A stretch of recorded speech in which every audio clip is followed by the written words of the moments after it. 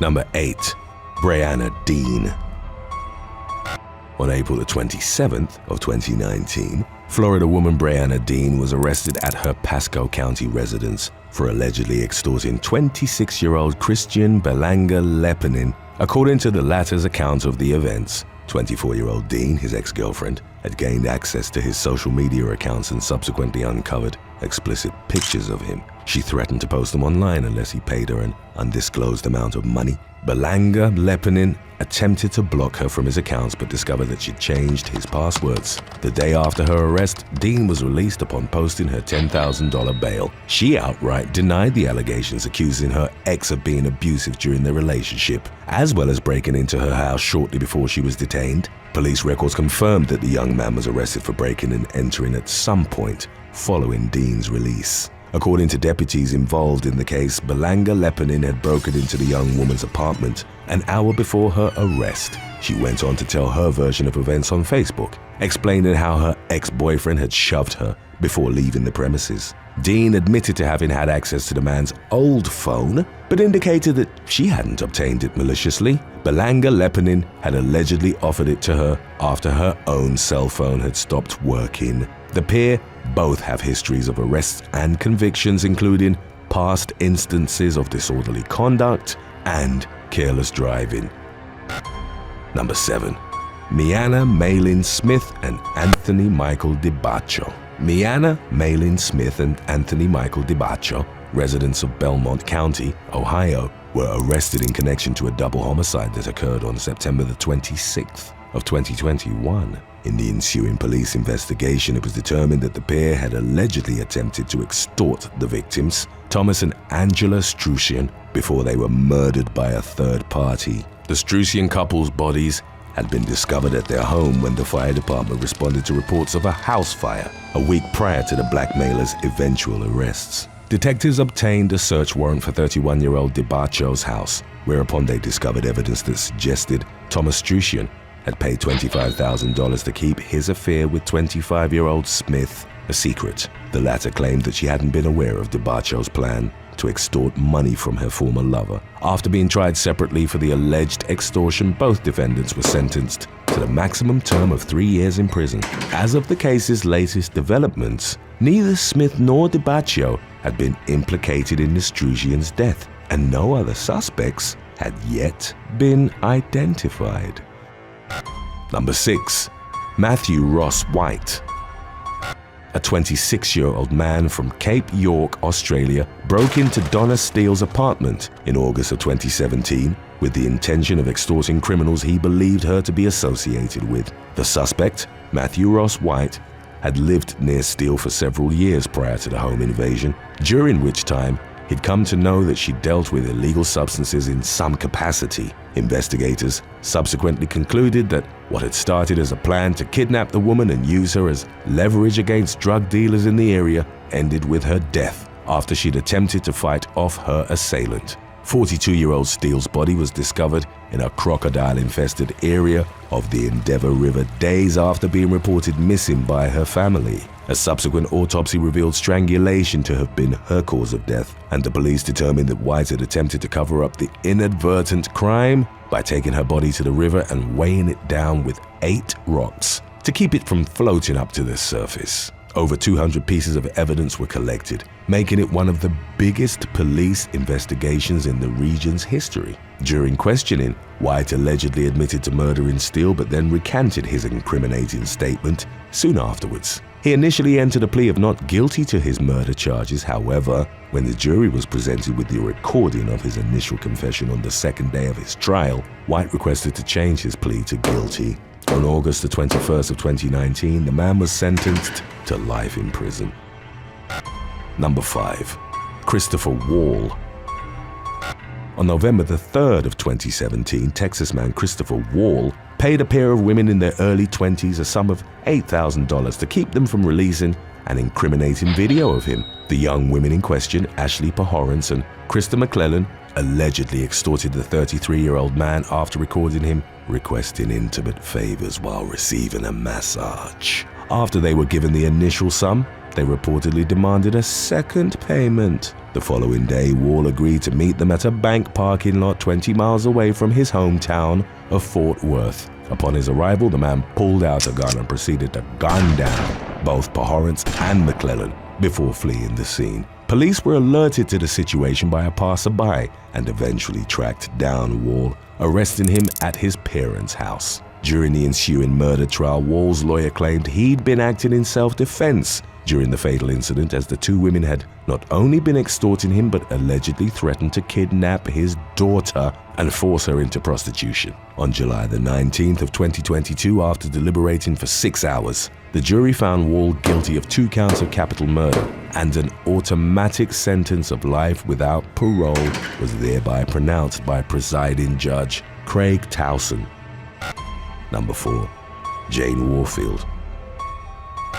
During a Facebook live stream on the night of February the 18th of 2020, 40-year-old Jane Warfield admitted to having tried to extort $5,000 from a former lover. In the 17-minute-long video, the Indianapolis resident mocked the man's orientation, claiming that after forgetting her phone at his house one night, she'd returned to find him engaged in intimate relations with another man. Warfield expressed her disgust at the discovery and openly admitted that she demanded money in exchange for her silence. In retaliation for the man's subsequent refusal, the woman posted his picture, as well as his name and place of employment. Although as of recent updates, the video was still available to view online, the Facebook post itself has since been deleted. Throughout the derisive recording, Warfield used several derogatory terms to refer to her ex, but assured her viewers that she was making the video because she feared for her life. She further insisted that if anything bad happened to her, her former lover would undoubtedly be the culprit.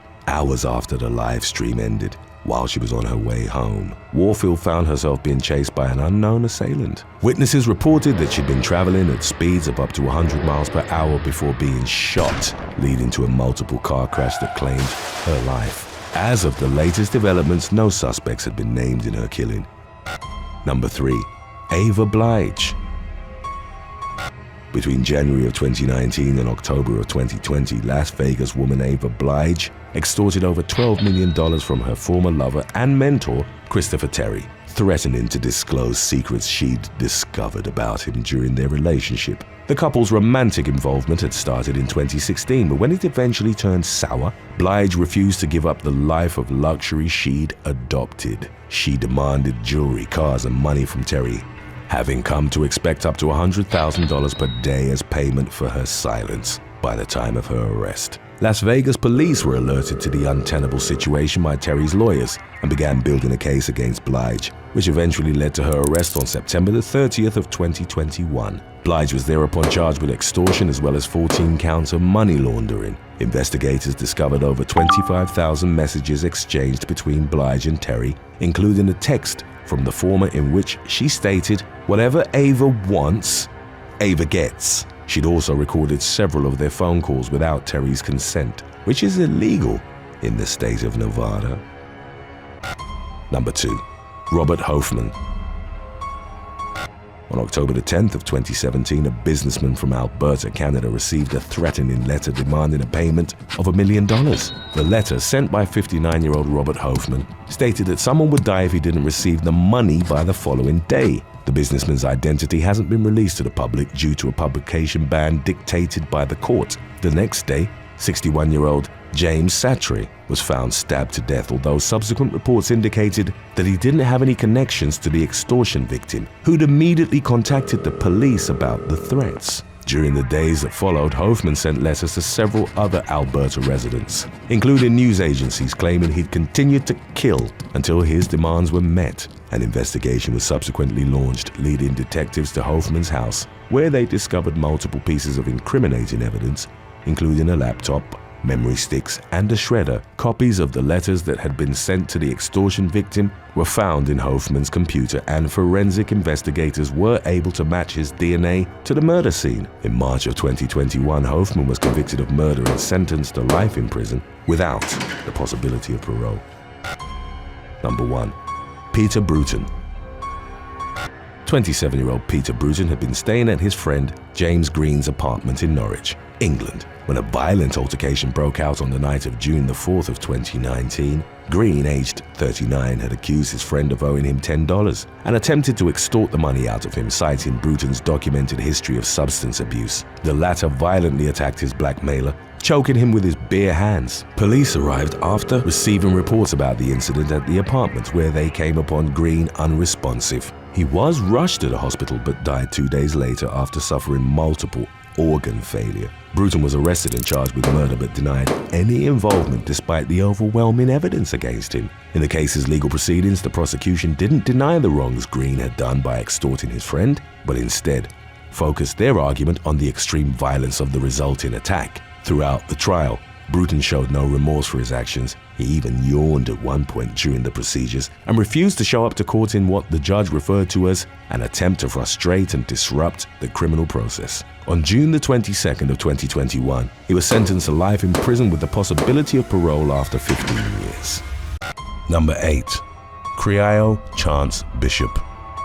West Virginia man Creo Chance Bishop was arrested after attempting to burn down JB's Gentlemen's Club in Huntington in the early hours of December the 13th of 2017.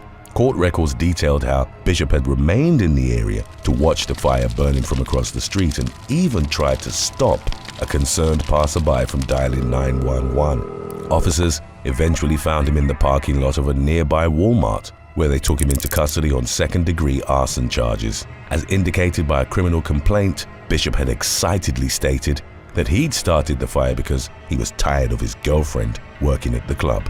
The man's girlfriend was identified as Michaela Beidenbach, who'd reportedly been employed at JB's for 6 months prior to the incident. The club's manager told a local news station that he would likely need to terminate Beidenbach out of concerns that Bishop would repeat his actions and it might be worse next time.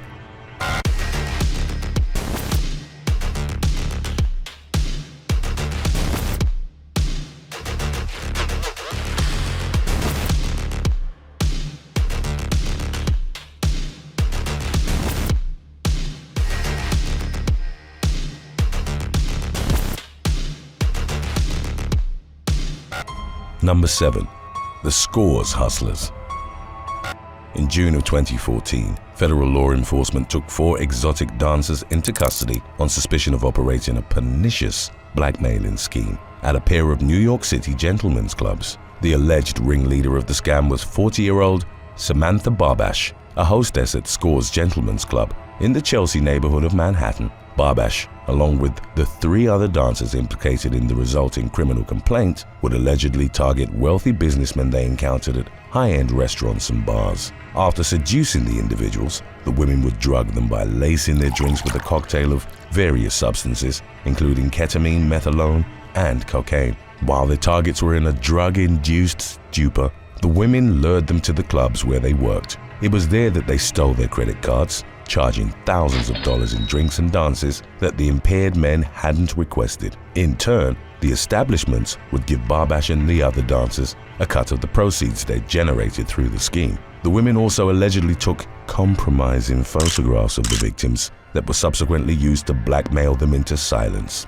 According to federal investigators, the group had stolen approximately $200,000 between September and December of 2013, including $135,000 from a New Jersey cardiologist named Zayed Yunan. Barbash ultimately pleaded guilty to charges of conspiracy, assault, and grand larceny.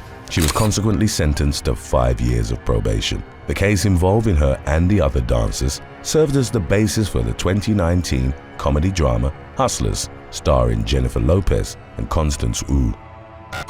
Number 6. The Stormy Daniels Lawsuit. Adult film actress Stephanie Clifford, professionally known as Stormy Daniels, was awarded a $450,000 payout in September of 2019 after settling her lawsuit against an Ohio gentlemen's club. Daniels' legal dispute with the Sirens Club in Columbus stemmed from an incident that had occurred in the summer of the previous year. While performing at the establishment in July of 2018, Daniels allegedly made improper physical contact with 3 undercover police officers who subsequently arrested her. The charges levied against the dancer were later dropped. The decision was made following an FBI investigation into the matter, which determined that the officers had violated the Columbus Division of Police's rules of conduct during their interaction with her. Daniels accused the law enforcement officials of targeting her in a sting operation in an effort to protect the interests of President Donald Trump, with whom she'd been involved in a highly publicized civil dispute at the time. Although her attorney indicated that Daniels could have received a higher payout, she ultimately accepted the $450,000 after the officers who'd arrested her were formally disciplined by the police department. Number 5. Heather Lane Billings. 43-year-old Heather Lane Billings, the owner of 2 private clubs in Del City, Oklahoma, faced criminal charges following an undercover police investigation that culminated in 2018. Court documents detailed how officers had witnessed several of the exotic dancers under Billings' employ engage in illegal lewd acts with customers and openly sell them banned substances, including cocaine. In August of 2016, Billings had taken over ownership of the clubs Fantasy Island and Midway Island from her husband, who'd been sentenced to 4 years in federal prison. Investigators alleged that the woman had been fully aware of the illegal activities being performed by her employees and neglected to take any action to stop them. She was consequently charged with maintaining a place where a controlled, dangerous substance is sold, as well as conspiracy and filing a false instrument. The latter charge reportedly stemmed from the fact that Billings had lied about having insurance in order to illegally obtain a liquor license. As of the latest updates on the case, Billings was still awaiting a trial date. Number 4. Alicia Ruiz and Anthony Bates. At around 3 a.m. on May the 7th of 2021, Pinellas County Sheriff's deputies were called to the Diamond Dolls Gentlemen's Club in Pinellas Park, Florida, after receiving reports of shots fired on the premises. According to the resulting police report, the incident involved 21-year-old Alicia Ruiz and her boyfriend, Anthony Bates, aged 30. The latter's ex-girlfriend had arrived at the club, accompanied by her mother, at which point an argument broke out between the 2 parties. A row between Ruiz and Bates' ex-girlfriend eventually spilled out into the rear parking lot. The police later revealed that Ruiz then pulled out a handgun and fired 2 rounds with bullet fragments, clipping both the ex-girlfriend and her mother. Fortunately, the victims only sustained minor injuries in the shooting. Upon the arrival of emergency responders, they were taken to a nearby hospital for treatment. Ruiz and Bates were later tracked down to a convenience store parking lot. The young woman was arrested on a charge of aggravated battery with a deadly weapon, while her boyfriend, who'd allegedly driven the getaway vehicle, was charged with being a principal to an aggravated battery. There had also been an unrelated warrant out for Bates' arrest in connection to a case involving a suspended driver's license. Number 3. David Robinson. Georgia resident David Robinson was released from prison on October the 14th of 2017 after serving an 8-year sentence on an armed robbery conviction. To celebrate his discharge, the 34-year-old man reportedly accompanied some of his friends to the Peaches Gentlemen's Club in Atlanta. However, after they pulled into the club's parking lot at about 1:40 a.m., Robinson brandished a firearm. Suddenly, and for no apparent reason, he fatally shot 29-year-old Jalla Ross Bayer, with whom he'd been friends since childhood. Subsequent reports detailed how Robinson then took aim at another one of his friends, who managed to flee before getting hit. When approached by the club security personnel, Robinson fired at them as well, before fleeing the scene. He tried to make his escape by scaling a fence, but it collapsed on top of him, and he was taken into custody of Atlanta police. In September of 2019, it was reported that Robinson had been convicted of murder charges, and he was consequently sentenced to life imprisonment without the possibility of parole. Number 2. Ashley Barrett. Florida police responded to reports of a disturbance at the VIP Gentlemen's Club in Key West at about 5:30 p.m. on September the 13th of 2018. Upon their arrival, officers learned that a dancer at the establishment, 26-year-old Ashley Barrett, had allegedly attacked 2 of her co-workers, one of whom had been sleeping at the time. The victims told the police that Barrett, who was intoxicated, had waved a hair straightener at them saying, "We're going to play an evil game. I'm going to get you when you least expect it." Following Barrett's arrest, the police found that it was actually the second time she'd been taken into custody on that day. It was reported that earlier in the afternoon, law enforcement had been notified of a situation at the Bottle Cap Lounge, where Barrett had allegedly been handing out VIP cards to customers, a prohibited practice under city regulations. An employee at the club contacted Barrett's co-workers, who subsequently accompanied her back to the VIP Gentlemen's Club, where it was reported they resided. At that point, Barrett brandished a knife and began waving it threateningly at her colleagues. She was consequently arrested under the Marchman Act, which is legislation used for taking people into custody who are under the influence of drugs or need help. As detailed in court records, Barrett ultimately faced criminal charges of aggravated battery with a deadly weapon. She was reportedly held at Stock Island Detention Center on a $35,000 bond pending the commencement of her case's legal proceedings. Number 1. Stanley Ziga.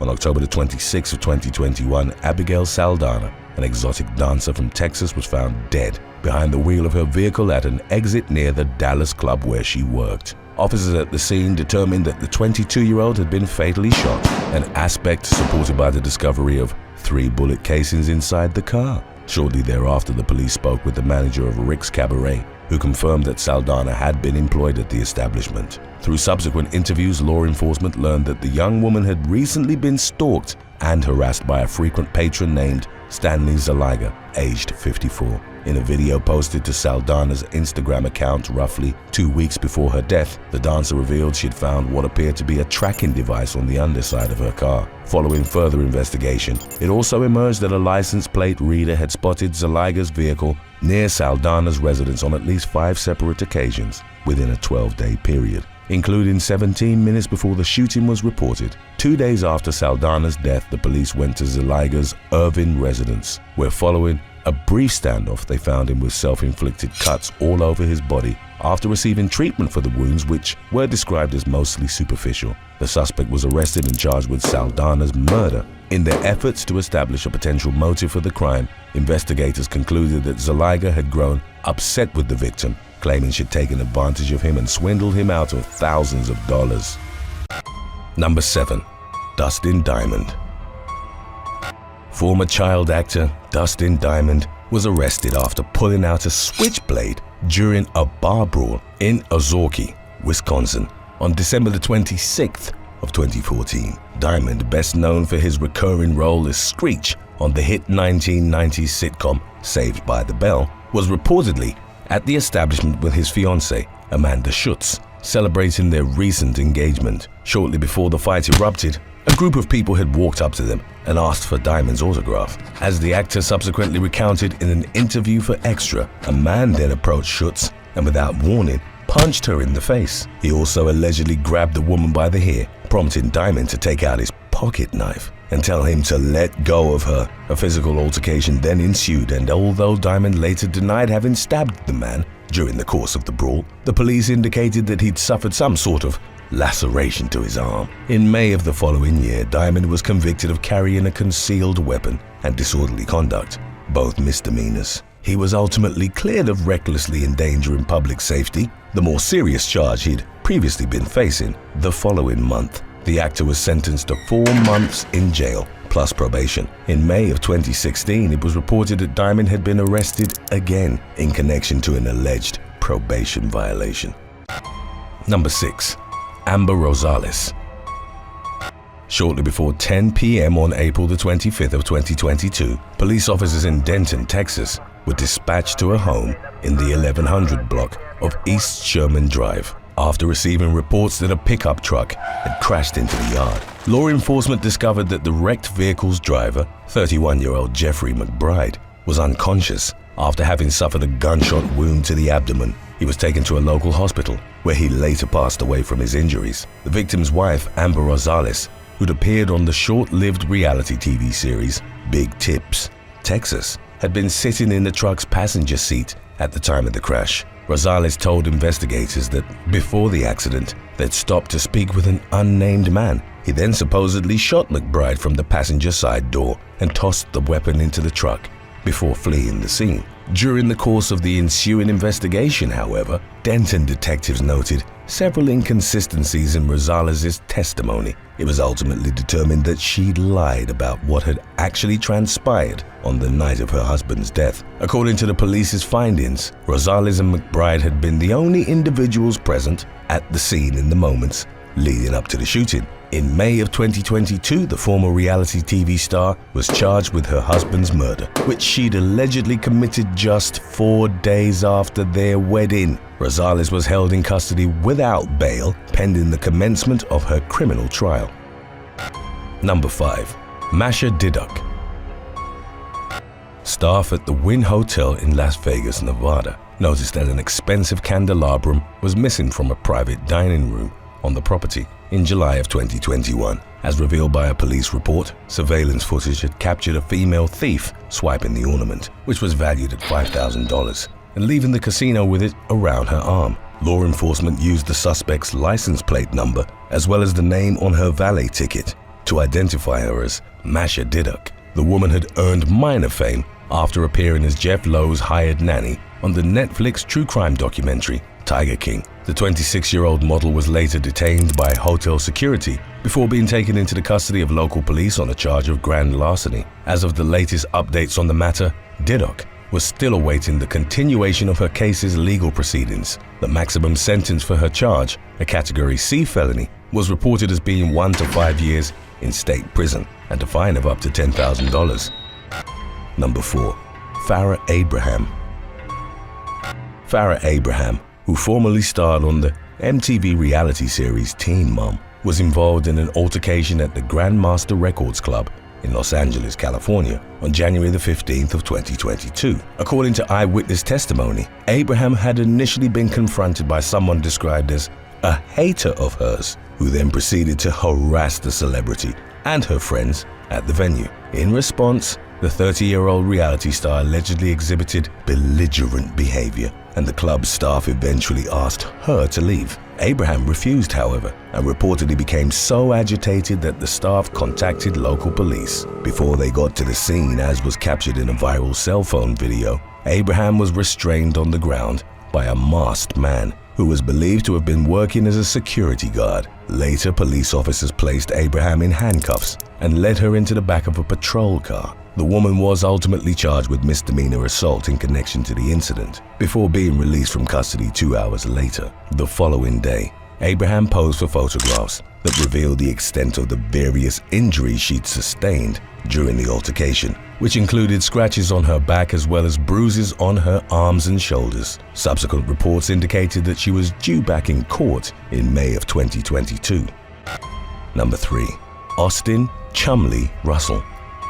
Austin Chumley Russell, best known for his regular appearances on the popular History Channel series Pawn Stars, was served an arrest warrant at his Las Vegas residence on March the 9th of 2016. In a statement, the Las Vegas Metro Police Department revealed that Russell's house had been searched as part of an investigation into allegations of assault. During the course of the raid, law enforcement reportedly came upon several illegal substances, as well as multiple firearms in Russell's possession. He was consequently taken into custody on drug and weapons charges before being released on bond the following day. In May of 2016, it was reported that Russell faced a total of 20 felony counts, including drug possession and prohibited person in possession of a firearm. He ultimately pleaded guilty to one of the felony counts, unlawful possession of a firearm, and a misdemeanor count of attempted possession of a controlled substance. As part of his agreement with prosecutors, the reality television standout was sentenced to 3 years of probation in lieu of jail time. He was also ordered to attend counseling and forfeit property seized by the police during their raid on his home. Number 2. Dwayne Goodridge.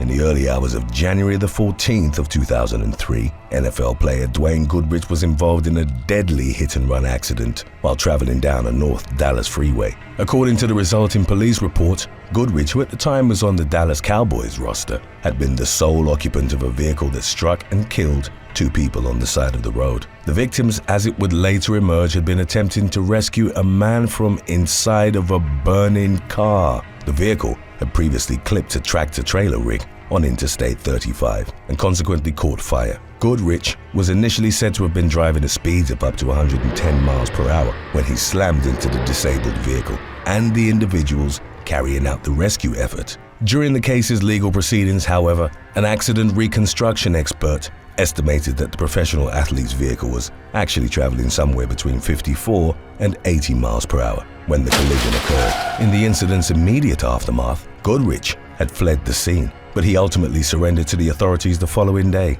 Although he was alleged to have been intoxicated at the time of the accident, Goodridge's blood alcohol content on the night could not be definitively established during his criminal trial. He was ultimately convicted of 2 counts of criminally negligent homicide and in September of 2003 sentenced to 7.5 years in prison, as well as ordered to pay a fine of $20,000.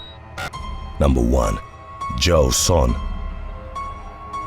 South Korean-born mixed martial artist and actor Jo Son rose to prominence in 1997 when he appeared as Random Task in the James Bond parody film Austin Powers, International Man of Mystery. By 2003, Son had largely fallen out of the public spotlight and had stopped participating in professional fighting competitions. Then in 2008, he was arrested in California for felony vandalism, to which he pleaded guilty and consequently faced 60 days in jail plus probation. As per the stipulations of his plea agreement, Son was required to provide a DNA sample to the authorities. After the material was processed into the law enforcement database, Orange County investigators made a disturbing discovery. They were able to directly link Son's DNA to the crime scene of a previously unsolved assault that had occurred in Huntington Beach back in 1990. Subsequent reports detailed how Son and an unnamed male accomplice had attacked a young woman as she approached her apartment.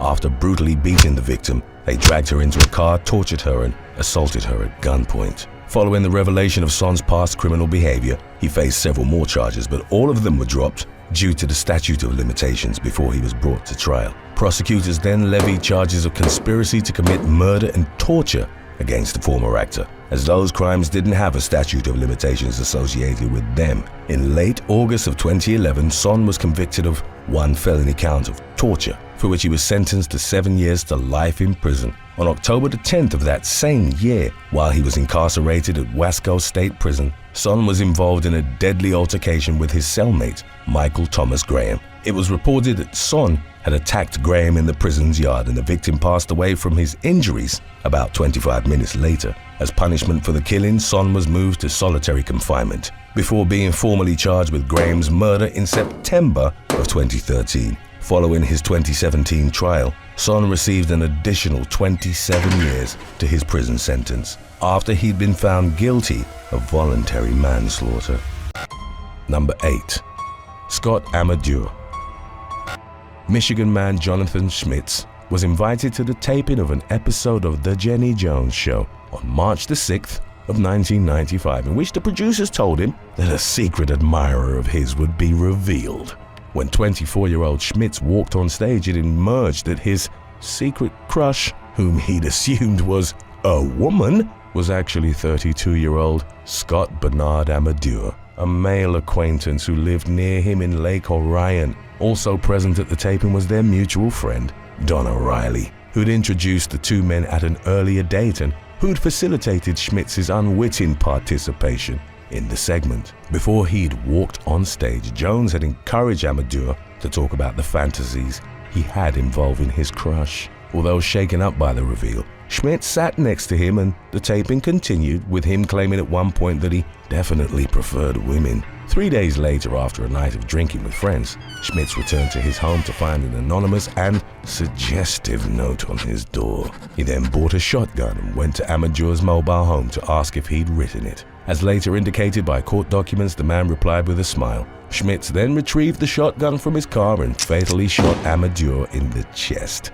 He subsequently called 911 and confessed to the killing, for which he was charged with second-degree murder. The ensuing trial attracted national attention, and Schmitz's legal team noted that he suffered from manic depression while also trying to use the gay panic defense. It argued that his violent actions had been a product of temporary insanity, triggered by the unwanted advances and public humiliation he'd experienced. They criticized the Jenny Jones showrunners for ambushing Schmitz and failing to do a background check that would have revealed his mental health issues. Prosecutors claimed that Schmitz had murdered Amador in cold blood to hide an alleged secret relationship they'd been having, an aspect bolstered by the testimony of one of the victim's friends. A jury ultimately found Schmitz guilty in 1996 and he was sentenced to 25 to 50 years in prison. He was paroled in 2017. Amador's family sued the Jenny Jones Show and its parent companies in the late 1990s. And although they were initially awarded $30 million, the decision was ultimately overturned.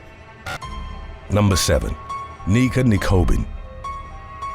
After 21-year-old Nika Nikin and an unnamed man had started talking on the dating site Plenty of Fish, they decided to meet in person on March the 5th of 2022. They rented a room at the Sunset Station Hotel and Casino in Henderson, near Las Vegas, Nevada. The pair began having intimate relations, during the course of which Nikin got on top of her date and blindfolded him prior to turning off the lights. He then heard the woman reach over to the nightstand and within minutes felt a sharp pain in the side of his neck. The man cried out and pushed Nikin off him. After she'd rapidly fled the room, he called 911 upon realizing that his date had stabbed him in the neck. The man's condition wasn't detailed by the authorities, but a police report did note that he wasn't transported to the hospital. Nikin, a woman described as being of Iranian descent, was later arrested and carried out the stabbing as revenge for the killing of Iranian General Qasem Soleimani. He'd led the country's Expeditionary Quds Force of the Islamic Revolutionary Guard Corps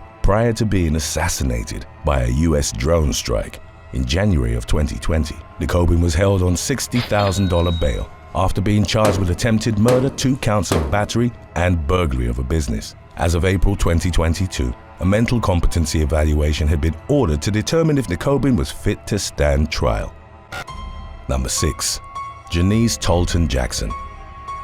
29-year-old Janise Tolton Jackson and a friend were at Cliff's Bar and Grill in Pittsburgh, Pennsylvania, in the early hours of January the 22nd of 2016. At some point, a man later identified as 41-year-old Charles McKinney reportedly positioned himself against Tolton Jackson's backside in what was described as an intrusive manner. The woman refused his advances and pushed him away. While they were both outside, he approached her again, but was refused once more. McKinney then brandished a handgun and shot the mother of 3 in the chest. He proceeded to run away with the weapon still in his hand as Tolton Jackson's friend rushed to her side. The woman succumbed to her injuries at the scene. In the aftermath, responding officers pulled over a silver sedan driven by McKinney at high speed. As they approached the vehicle with their weapons drawn, the suspect overheard the dispatch transmission about the shooting and drove off. After a high-speed chase through a residential neighborhood, McKinney was taken into custody. In the ensuing murder trial, his defense would argue that he hadn't meant to shoot Tolton Jackson, whom was described as his friend. They argued that the gun had never been pointed at the woman and that it accidentally discharged when they hugged outside the bar. McKinney was ultimately sentenced to 20 to 40 years in prison under a plea agreement in which he admitted guilt to third-degree murder, gun violations, fleeing and eluding police, reckless endangerment, and resisting arrest. Number 5. Valerie Rosario. On February the 7th of 2022, an unidentified 24-year-old man went to an apartment in the Bronx borough of New York City to meet up with his Instagram crush, Valerie Rosario, with whom he'd been interacting on the platform for several months. She immediately tried to ply him with alcohol upon his arrival, and at about 1 a.m., 3 men barged into the apartment. They were working with 22-year-old Rosario in a plot to kidnap and rob the victim. After they'd seen him flash him money on social media, they pistol-whipped the man and systematically tortured him over the course of multiple hours. The masked kidnappers placed the victim in the bathtub, where they slashed him about the body with a knife and used flammable liquid to inflict burns to his torso, back, and legs. The attackers then moved the victim to a different location and in the afternoon FaceTimed his brother to demand a ransom of $100,000. As indicated by court papers, the police tracked down one of the kidnappers, named as Javier Vargas, outside an address in Queens. They found him sitting in a van, armed with a knife. In the back of the vehicle, officers discovered the victim wrapped in a blanket and with tape covering his nose and mouth. The man's 24 hours of torment had left him barely breathing, but he ultimately survived. In March of 2022, Rosario was arrested on charges of kidnapping and attempted murder, to which she pleaded not guilty during her Manhattan Supreme Court arraignment. She was held without bail and due to return to court in June. Number 4. Eddie Leal. Professional boxer Eddie Leal's family reported that he was in a good mood on May the 30th of 2011 after he'd made plans to meet his Facebook crush, Rebecca Santiago, in person. He was enamored with her and felt they'd have a lasting connection. The 23-year-old headed out of his San Jacinto, California home, but his family members became concerned when he failed to return the following day. The promising bantamweight was subsequently found dead by the police in the driver's seat of his Toyota Corolla. It suffered multiple bullet wounds and a homicide investigation was launched. The authorities traced the IP behind the Rebecca Santiago profile to an address about 100 yards from the murder scene. It ultimately emerged that the profile had been operated from a laptop owned by Manuel Guzman, then in his late teens, by using a photo of a model from the internet. The authorities didn't initially have enough evidence to tie him to the killing, but as the investigation progressed, they found that he'd inserted himself in the meetup with Leal. As Santiago, he claimed that the boxer would initially be met by her brother. The police then found a witness to whom Guzman had confessed to have created the profile, which he'd planned to use towards robbing unsuspecting men as a way of supporting his drug habit. Roughly 11 months after Leal's slaying, Guzman was arrested and charged with murder in the first degree. The prosecutors described the incident as a thrill killing, and Guzman was sentenced to life in prison without the possibility of parole in 2013. Number 3. Angie Zapata. Colorado transgender teenager Angie Zapata began talking to Alan Andrade on the mobile social network MocoSpace in 2008. She then decided to meet her crush, aged 31 at the time, in person. 18-year-old Zapata and Andrade spent roughly 3 days together, starting from July the 15th at the former's Greeley apartment. During that time, an intimate act had occurred, but Andrade eventually began to suspect that Zapata was transgender. He confronted her and was reportedly told, "I am all woman," but became enraged upon grabbing her body for proof. Andrade started beating Zapata with his fists and then repeatedly struck her with a fire extinguisher until she was dead. He then left in the victim's car, behind the wheel of which he was eventually arrested near his residence. Incriminating evidence, including the murder weapon, was found in the vehicle, and while referencing Zapata, Andrade told the arresting officers he thought he'd killed it. The confession was, however, deemed inadmissible because the police had allegedly ignored Andrade's attempt to remain silent. During his ensuing trial, the jury heard jailhouse conversations of him telling a girlfriend that gay things must die, further revealing the dehumanizing regard in which he'd held the victim. Andrade was sentenced to life in prison without the possibility of parole after being found guilty of first-degree murder, hate crimes, aggravated motor vehicle theft, and identity theft. A judge added 60 years to his sentence based on 6 prior felony convictions, due to which he was considered an habitual criminal. Number 2. Marisa Benedicto. In the spring of 2011, California teen Marisa Benedicto traveled to the UK to meet David Russell, her internet crush, with whom she'd bonded over their shared love of heavy metal music, particularly the band Bring Me the Horizon. Shortly after the 19-year-old had arrived at a railway station in Northampton, Russell took her to a wooded area. While there, the man convinced Benedicto to wear a blindfold and hold her arms out, claiming he had a surprise for her. The teen excitedly did as asked, but moments later, Russell slit her throat with a kitchen knife. As Benedicto pulled away, he reportedly screamed at her, "Why won't you die? You've ruined my life forever." He then allegedly stabbed, headbutted, and struck her with a log, but the teenager mustered enough strength to stagger to a nearby house. The homeowner called the emergency services, and Benedicto, who was bleeding profusely from a 2-inch cut in her neck, ultimately survived the horrific encounter. Armed officers subsequently found Russell collapsed in his home from a suspected overdose, but he too recovered after receiving treatment. Investigators later learned that while awaiting Benedicto's arrival, Russell had searched for ways to kill someone with your bare hands, how to kill someone and get away with it, and best knife to kill someone online. The man, a reported sufferer of autism spectrum disorder, was jailed for 14 years after being found guilty of attempted murder. Number 1. Jamie Callaway.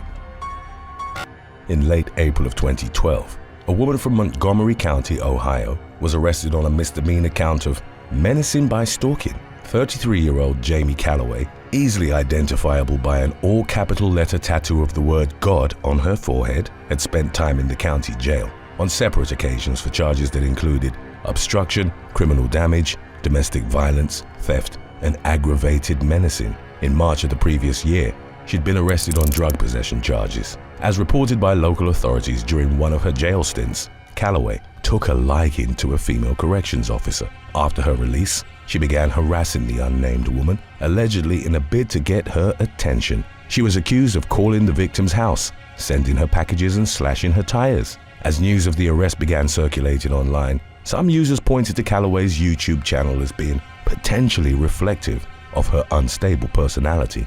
She called herself Jamie Godhead Platinum on the platform and posted videos of herself ranting while displaying Bible verses. Her content also featured videos of ramblings on Satanology, Godology, and the Satanic Society. Number 6. Aaron Guerrero and Sierra Halseth.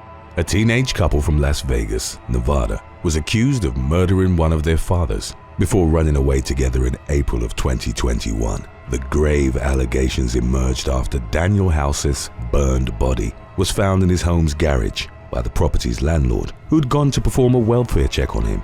After carefully reviewing surveillance footage, investigators at the Las Vegas Metropolitan Police Department determined that the victim's daughter Sierra Halseth and her boyfriend, Aaron Guerrero, had driven the deceased man's blue Nissan Altima out of the neighborhood on April the 9th. A few days later, the police reportedly discovered a YouTube video in which Halseth and Guerrero were shown discussing the murder of the former's father. According to Guerrero's mother, the two teens had dated from June to December of 2020, and on multiple occasions during their relationship had discussed their plan to eventually run away together. Both of the teens' parents agreed that they should no longer have contact with one another, but Guerrero subsequently ran away from home. Investigators believed that the young couple had formulated the plot to kill Halseth's father in order to carry out their earlier plan to go on the run together. The police found several weapons believed to have been used in the commission of the murder, including a chainsaw, handsaw, scissors, and knives. The resulting police report also detailed the discovery of receipts that indicated the teens had purchased bleach, lighter fluid, gloves, and washcloths in the days leading up to Daniel's killing. Halseth and Guerrero were ultimately located in Salt Lake City, Utah, at which point they were taken into custody. They faced a number of criminal charges and ultimately pled guilty to 9 counts that included murder, arson, and robbery. According to the latest updates on the case, the teens were scheduled to be sentenced in the summer of 2022. Number 5. Grace Dillman and Robert Best. An Ohio teen and her 20-year-old boyfriend were arrested in June of 2012 for plotting to kill the former's parents at their Gahanna residence. Court documents indicated that the accused couple, identified as Grace Dillman and Robert Best, had devised a plan to slit the parents' throats while they slept. The plot was set into motion on the night of June the 13th, when Dillman disabled the alarm system at her family's home and left a door unlocked for her boyfriend. Best entered the house and snuck into the master bedroom, but Dillman's father reportedly woke up before he was attacked. A physical struggle with Best subsequently ensued, resulting in the father being stabbed in the back. The police later revealed that the victim ultimately survived the altercation, but that Dillman and Best had been taken into custody on charges of attempted murder. Following an official investigation into the matter, it was determined that the parents had been targeted after they had expressed disapproval of Dillman's relationship with Best because of their age difference. In June of the following year, Best was sentenced to 8 years in prison after being convicted of 1 count of attempted conspiracy to commit murder and 1 count of felonious assault. A couple of months later, Dillman, who was granted serious youthful offender status, was ordered to complete 2 years of probation in lieu of jail time. Number 4. Jocelyn Norton and Daniel Stroh.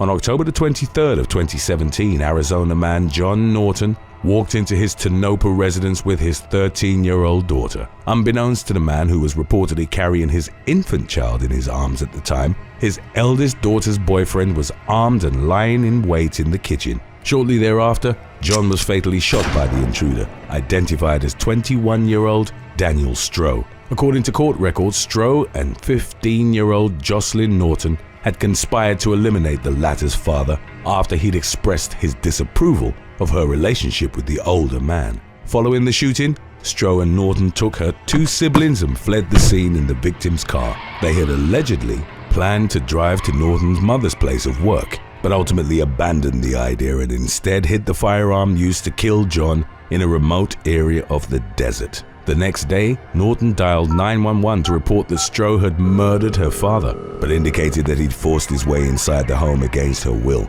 Stroh, on the other hand, contacted the authorities with an entirely different story. He claimed that Norton had given him an ultimatum that if he didn't shoot her father, she would shoot him herself. Upon being questioned further, Norton admitted to providing false testimony during her initial 911 call and subsequently confessed to plotting the murder with Stroh. In August of 2019, the teen agreed to a plea deal with prosecutors on charges of second-degree murder, attempted child abuse, and tampering with physical evidence. She was consequently sentenced to 12 years in prison. After pleading guilty to the same list of charges, Stroh was sentenced to 16 years behind bars.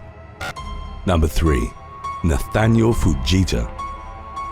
Massachusetts teen Lauren Astley broke up with her boyfriend Nathaniel Fuet shortly after their graduation from Wayland High School in the summer of 2011. A few weeks later, on the night of July the 3rd, Fuet lured his 18-year-old ex-girlfriend to his home, where he reportedly beat, strangled, and stabbed her to death in his garage. Wayland police subsequently arrested the young man on the charge of first-degree murder, as well as several other counts of assault and battery. When the case was brought to trial in 2013, Fuet's defense team argued that he'd been in a psychotic state at the time of Astley's brutal slaying, and that he should therefore not be held criminally responsible for his actions. Conversely, prosecutors contended that the teen, a high school football star, who was set to attend Trinity College in Hartford, Connecticut, had simply been enraged by Astley's decision to end their relationship and had lashed out at her in extreme violence. The jury assigned to Fuet's case ultimately found him guilty of first-degree murder with premeditation and extreme atrocity. He was consequently sentenced to life in prison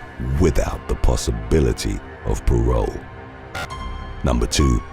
Nahur Gala.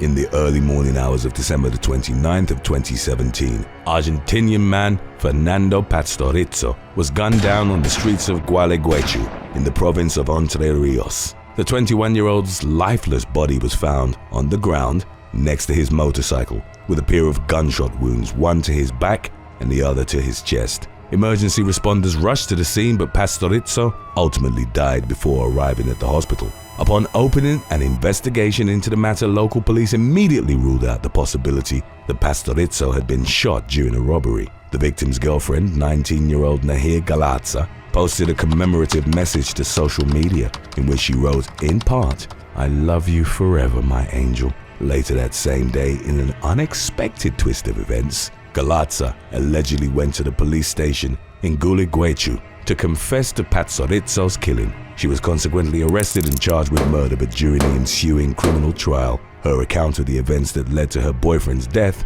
contradicted her original testimony. While investigators had determined that the young woman had shot the victim with her father's police service weapon, she later claimed that the firearm had been concealed under Pastorizo's clothes while they were riding two up on his motorcycle. In her revised statement, Gala indicated that they'd fallen off the bike, at which point the gun was unintentionally discharged into Pastorizo's back. She then claimed to have picked up the weapon and heard it fire a second time. The Gualeguaychú judges who presided over Gala's case flatly rejected her altered testimony, in which she'd also accused Pastorizo of repeated gender violence during the course of their relationship. At the conclusion of her trial, Gala was convicted of her boyfriend's murder and sentenced to life imprisonment. Number 1. Lauren Daniel Bunner. After ending their romantic involvement with one another, Lauren Daniel Bunner and Jolie Callan went on a hike together through the heavily wooded Pinhoti Trail area of Mount Chia, Alabama in August 2015. Despite the issues that had reportedly been brewing between them over the course of the previous weeks, the pair agreed to go on the scenic excursion, simply as friends. Throughout the day, Bunner proceeded to post multiple pictures of Callan during their hike to his Instagram account. The final photographs show the young woman standing at the edge of a cliff, seemingly using her cell phone to take a picture of the mountain landscape in front of them. Then later that evening, Bunner called 911 just off the local interstate and asked to speak with the police. He then made the chilling confession that he'd murdered his ex-girlfriend on Chaia Mountain. Shortly thereafter, Callan's body was found at the bottom of a 40-foot cliff on the Pinhoti Trail. She'd reportedly been shot twice, once in the back of the head and once between the eyes. In his subsequent interviews with the police, Bunner made the shocking claim that he'd fatally shot Callan as part of a pact they'd made.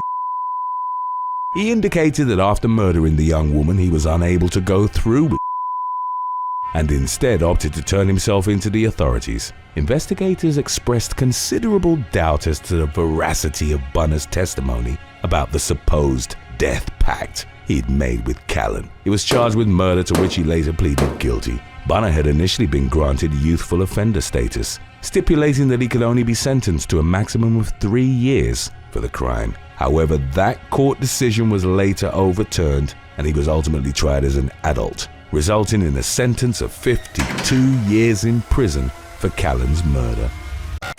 Number 7. Jimmy Snuka.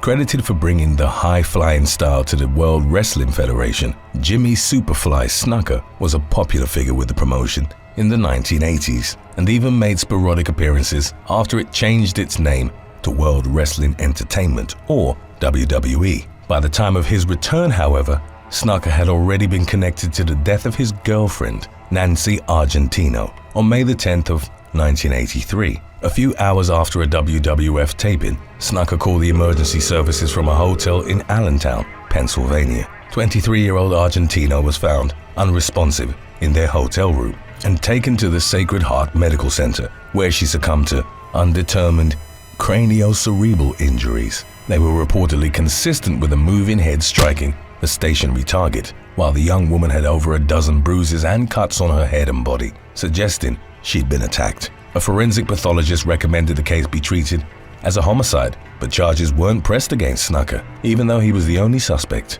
The case was left officially open until it was picked up again in June of 2013, more than 3 decades since Argentino's death. 2 years later, Snuka was arrested on charges of involuntary manslaughter and third-degree murder. He pleaded not guilty and was found mentally unfit to stand trial. After it emerged, he was suffering from dementia, which allegedly stemmed from wrestling-related injuries. As his health and mental competency continued to decline, the charges against the 73-year-old were dismissed on January the 3rd of 2017. Snuka died later that same month.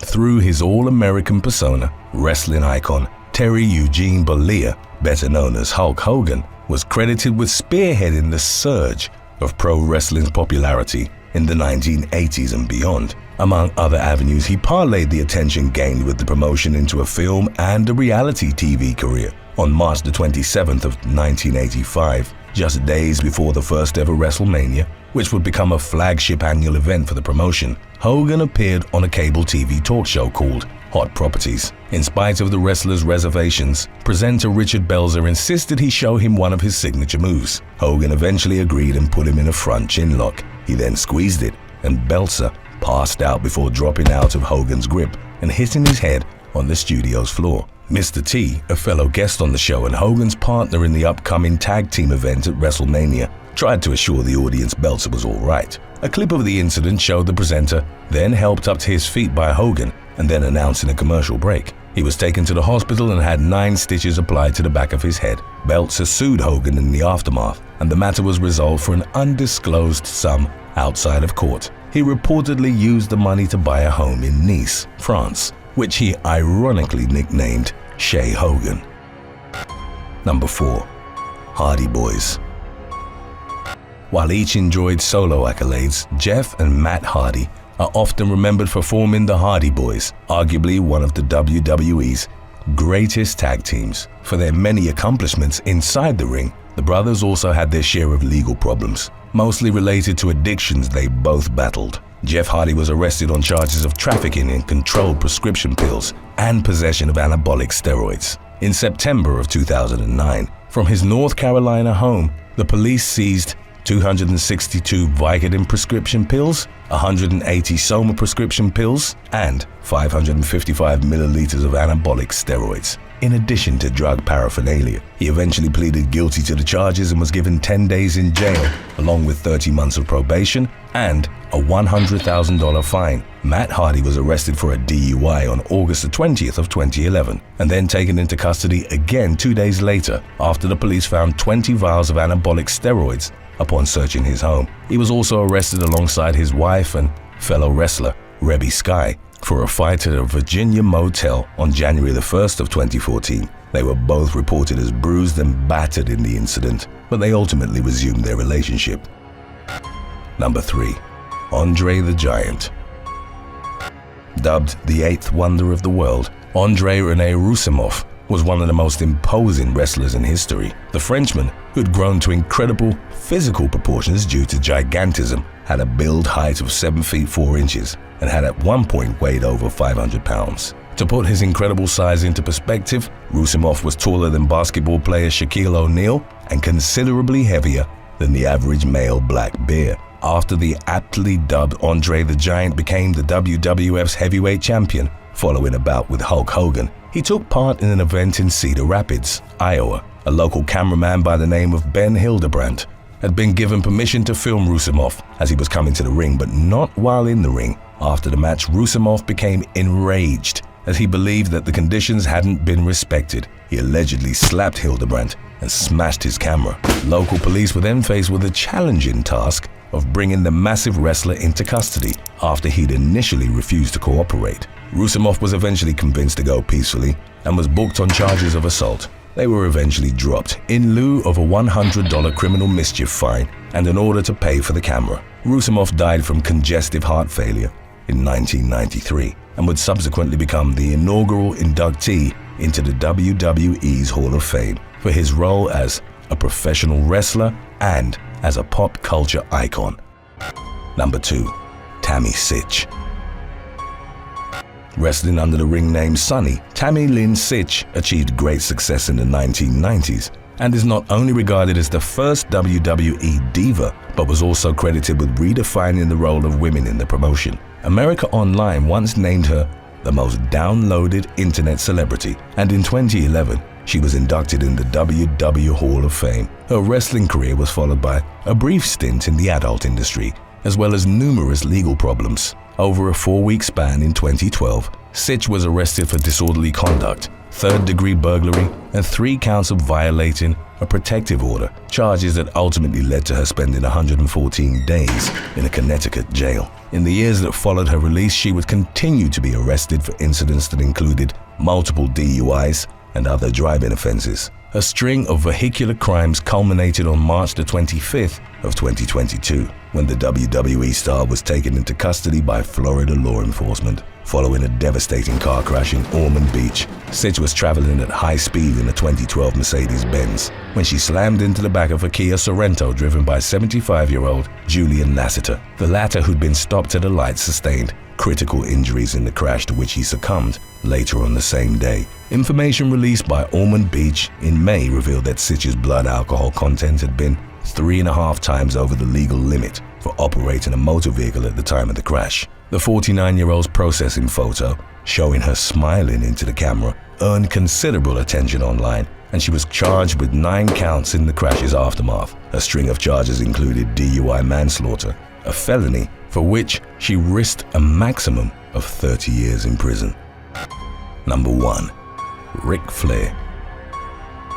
With a career spanning roughly 5 decades, Ric Flair is widely regarded as the greatest professional wrestler of all time. Still active as of June 2022, the Nature Boy, was crowned the champion a total of 16 times in the WWE alone, but also worked with other promotions, where he was a major pay-per-view attraction and earned further accolades. In December of 2005, an arrest warrant was released for Ric Flair following a road rage incident that had occurred the previous month. A 29-year-old man claimed that during a traffic dispute, Flair grabbed him by the neck and kicked his Toyota 4Runner, causing a dent in its door. The victim was reportedly left with bruising to his neck, while Flair was arrested on charges of injury to personal property and simple assault and battery. The case was eventually dropped after the witness against him failed to appear in court.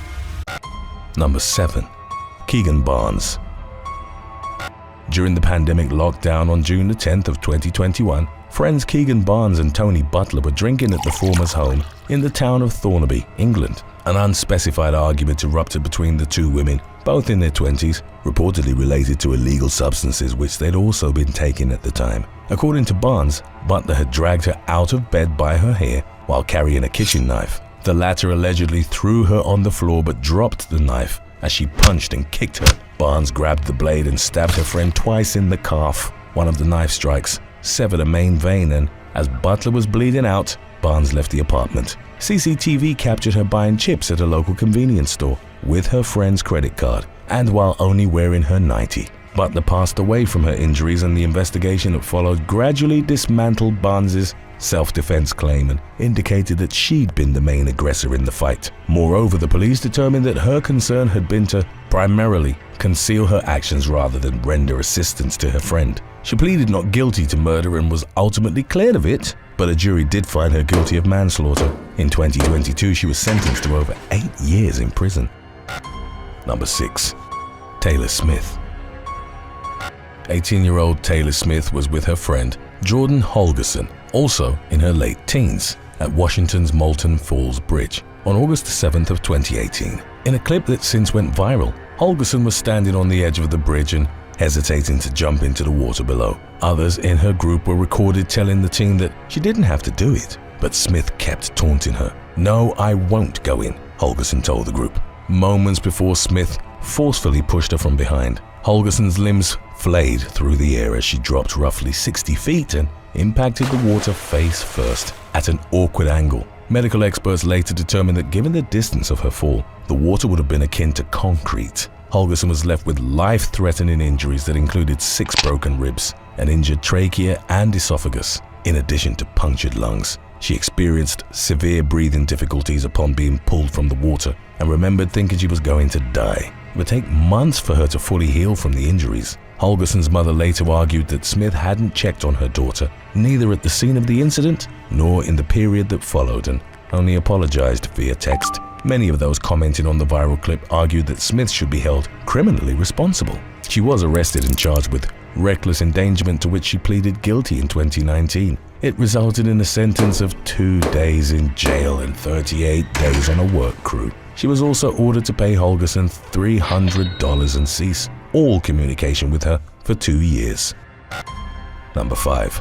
Mustafa Magdi's engagement party.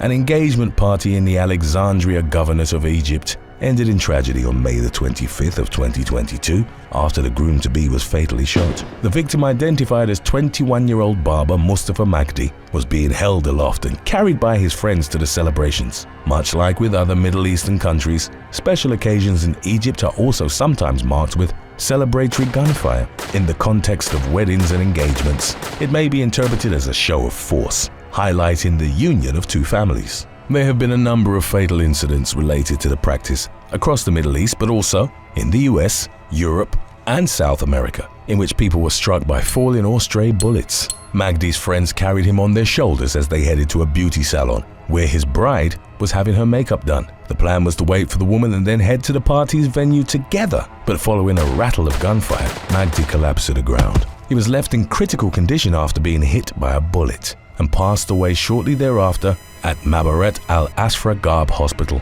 Other companions confirmed that the shooting had been caused by one of the friends recklessly aiming his weapon during the celebrations, but his identity wasn't disclosed.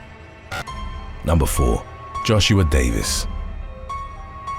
Welsh teenagers Joshua Davis and Rebecca Aylward from Aberkenfig near Bridgend had been friends for some years before they briefly dated in 2009. The relationship ended after a few months, but Aylward was reportedly thrilled when Davis contacted her the following October, asking that they meet up again. Her mother was approving of Davis as he was an academically gifted young man who hailed from a church-going family. As recounted by Aylward's mother, the teen woke up early on October the 23rd of 2010 to do her makeup and put on clothes she'd bought the day before in anticipation for the rendezvous. Later on, she and Davis were in secluded woodland. It was there that he attacked Aylward from behind and tried but failed to break her neck. He then grabbed a rugby ball-sized rock from the ground and repeatedly smashed it against Aylward's head, cracking her skull. He abandoned her face down on the wet forest floor where she succumbed to her injuries. In the killing's aftermath, he took a friend, only identified as Boy B, to see Aylward's body and tell him about what he'd done.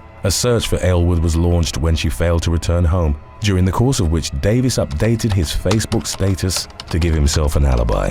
Once the teenager's body was found and her whereabouts were retraced, Davis and Boy B were arrested. The former tried to pin the murder on the latter, but his statements were rapidly dismantled by investigators. It emerged that he'd been boasting to friends online for months that he would kill Aylward and contemplated various methods including poisoning, drowning, or throwing her off a cliff. Davis's friends encouraged him, and one of them even joked about buying him breakfast if he followed through on the threats. 2 days before the murder, the friend received a message from Davis that read, "Don't say anything, but you may just owe me a breakfast." He was eventually found guilty of the killing and sentenced to a minimum of 14 years in prison. But the friends who'd nudged him towards making his twisted intention a reality weren't charged.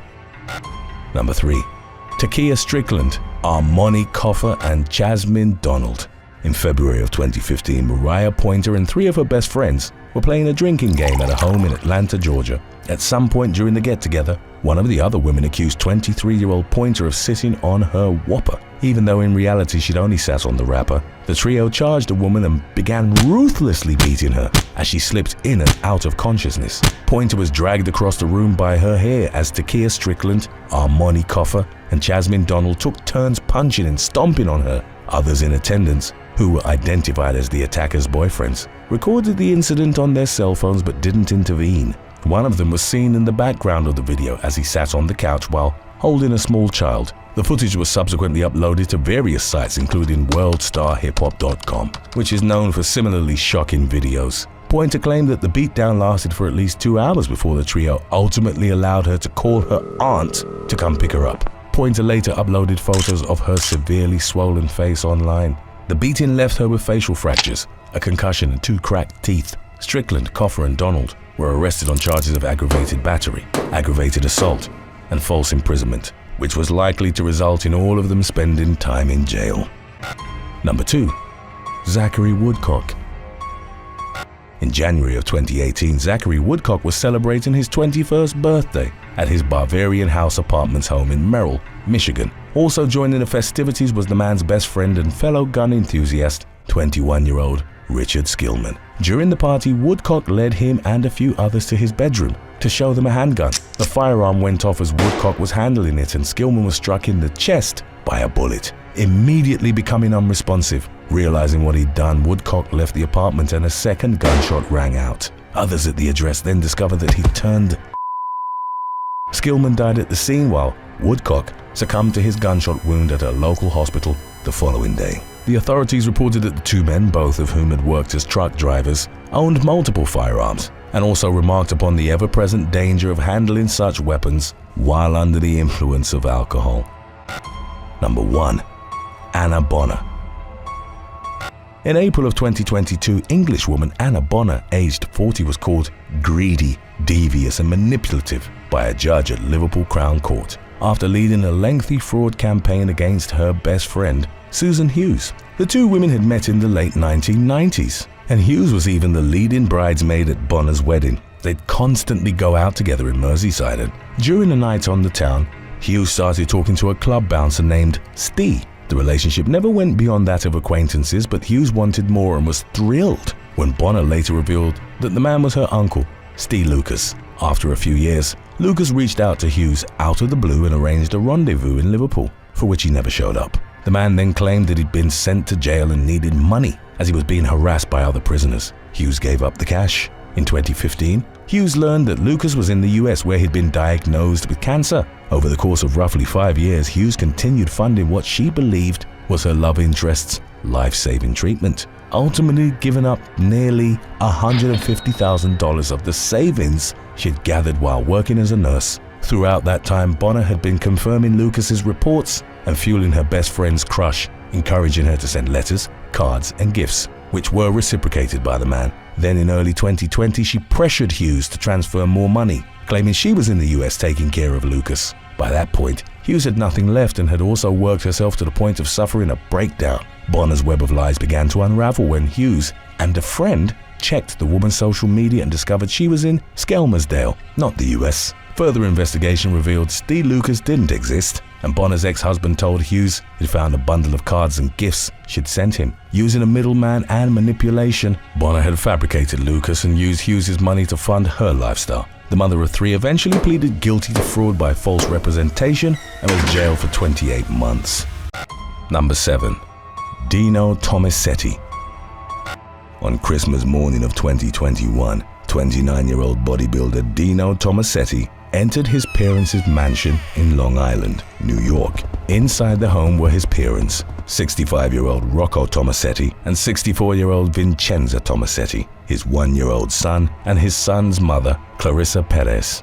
Dino had been in the midst of a custody battle with Perez, and despite not having custody, he still tried to leave the mansion with his son. When his parents and Perez prevented him from doing so, Dino lost his temper. A heated argument ensued which led to Dino pulling out a gun and shooting both his parents in anger. His mother suffered a bullet to the head, while his father received 2 bullets, one in the back and another in the wrist. Luckily, the gun ran out of bullets, but Dino proceeded to pistol whip his father multiple times before hastily fleeing the scene in his Cadillac Escalade. Police tracked down Tomasetti in New Jersey later that same day, thanks to GPS technology in his vehicle. Rocco and Vincenzo were rushed to the hospital, where they underwent surgery and miraculously made a full recovery. Dino faces charges of endangering the welfare of a child, first and second degree assault, and 2 counts of attempted murder in the second degree. Number 6. Danny Reardon.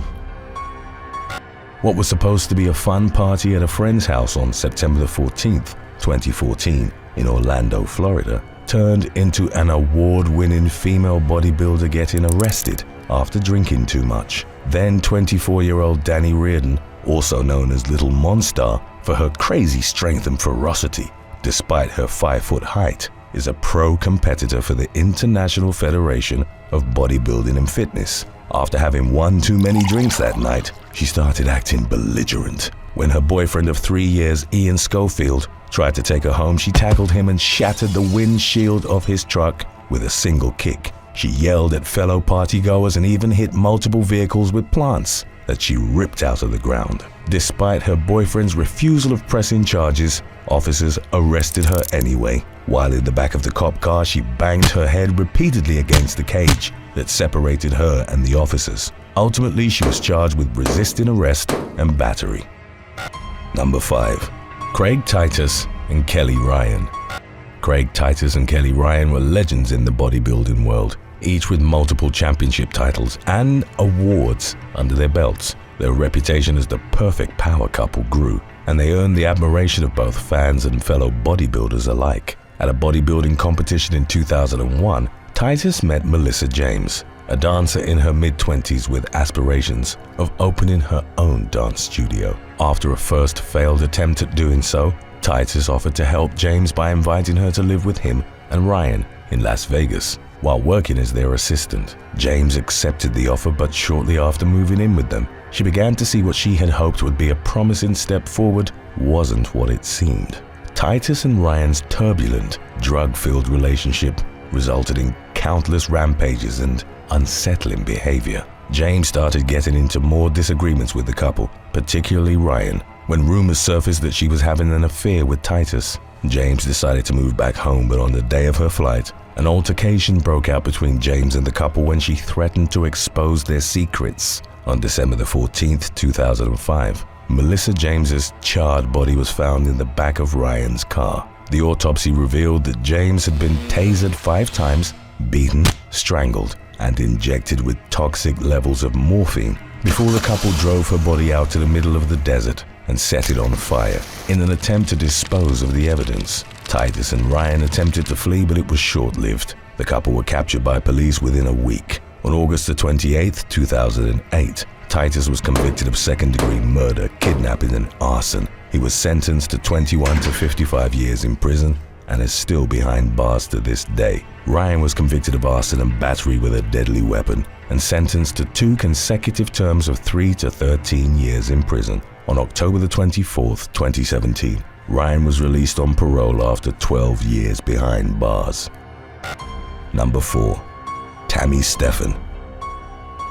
In a shocking case of cybercrime that spanned from August of 2016 to July of 2018, Tammy Stephan, a 37-year-old bodybuilder and mother of 4 from Pasco County, Florida, could no longer keep up with her cyber-stalking games. Over the course of 2 years, Stephan anonymously harassed, cyber-stalked, and threatened 6 of her fellow bodybuilding competitors, as well as her former business partner. The FBI confirmed that Stephan created at least 369 Instagram accounts and 18 email addresses, all used to harass and send threatening messages to her victims. Messages like, "I plan to slice you up into little pieces." It wasn't just messages though. Stephan also called her victims using voice disguising software to hide who she was. She even went as far as involving her own 12-year-old daughter in her schemes. She staged a fake kidnapping of her daughter with the intention of pinning it on her former business partner, seeking revenge because she accused him of destroying her chances of winning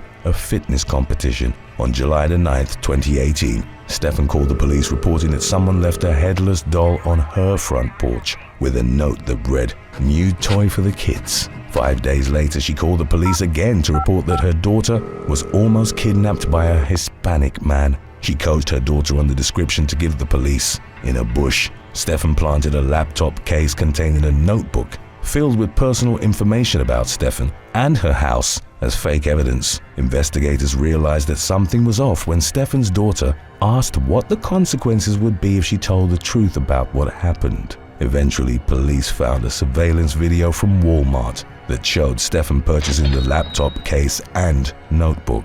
They then launched an official investigation into Stephan that led the FBI to uncover her online activity.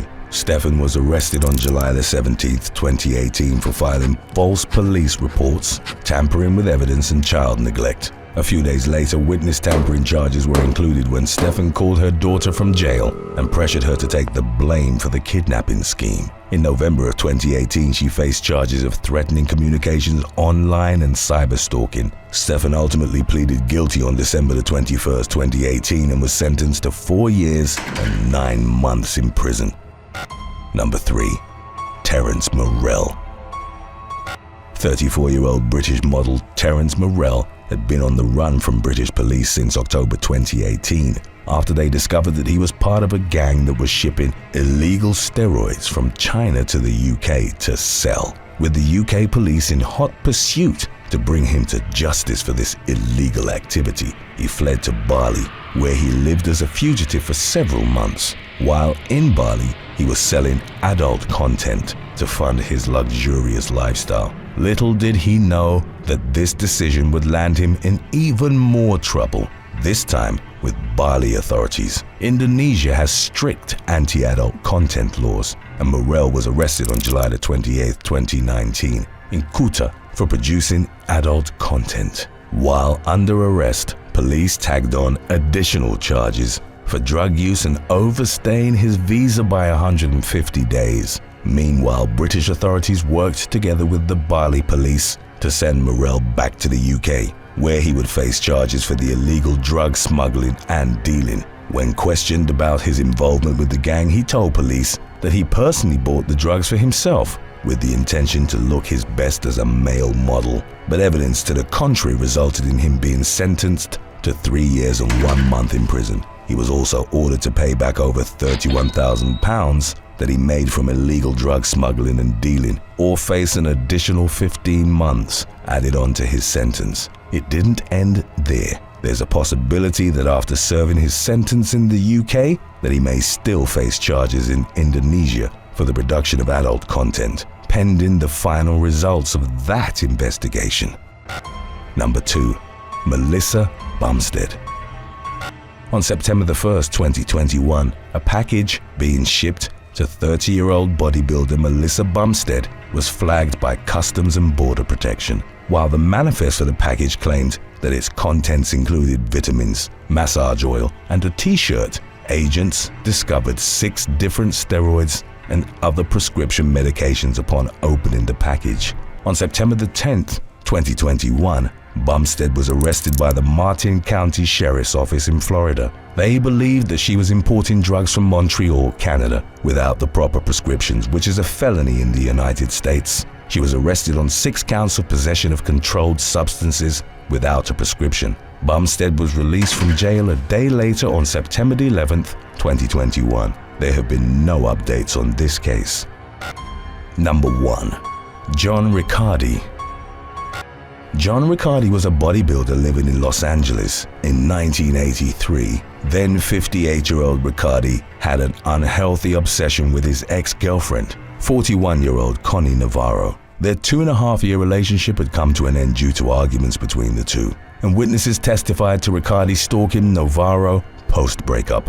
At one point, Riccardi even broke into Navarro's house and found her 15-year-old son, David Navarro, at home. He handcuffed him, threatened him with a gun, but decided to leave shortly thereafter. Just a week after this incident, on March 3rd, 1983, Riccardi came back to the Navarro residence where he fatally shot Navarro and her friend, 42-year-old Sue Jory, before fleeing the scene and disappearing for 8 long years. Luckily, Navarro's son wasn't home at the time. It wasn't until the case was featured on the popular show America's Most Wanted that police were able to finally catch up to Riccardi thanks to tips received from viewers of the show. Riccardi was found guilty on 2 counts of first-degree murder and received the death penalty. However, the Supreme Court of California overturned the ruling and gave Riccardi a new sentence of life in prison without the possibility of parole. Navarro's son went on to become a famous musician, playing guitar for the noteworthy bands Jane's Addiction and the Red Hot Chili Peppers. He also hosted the popular reality competition TV series Ink Master. Number 8. Incident in Lethbridge. In 2020, an unnamed female employee at the Cocoa Vanilla Galactic Cantina in Lethbridge, Canada, took part in a promotion of May the 4th, a day informally dedicated to the Star Wars franchise, by dressing up as a stormtrooper. While struggling with pandemic-related restrictions, Brad Whalen, the woman's boss, had decided on the outfit as an attempt to boost up sales at the Star Wars-themed restaurant. The female worker wasn't a fan of the movies, but she happily donned a $1,200 costume. However, as she stood outside the pizzeria, ready to take photos with passers-by, someone called the police, mistakenly believing that the plastic blaster rifle she'd been holding was a real weapon. Local officers arrived at the scene, and the video of the ensuing confrontation was captured by a witness. Law enforcement approached her with their firearms drawn and ordered her to drop the rifle, which she promptly did. Because of the restrictive costume, the woman knelt but couldn't get flat on the ground as quickly as the officers had commanded her. She tried explaining the situation but was consequently pushed down and restrained, suffering minor injuries. The woman audibly sobbed through her plastic helmet while being handcuffed, and Whalen was heard telling officers that the weapon was plastic. The worker was released after the latter aspect was confirmed, and many subsequently expressed their support for her online, including actor William Shatner, who criticized the police's handling of the situation on Twitter. Number 7. Melissa Turner.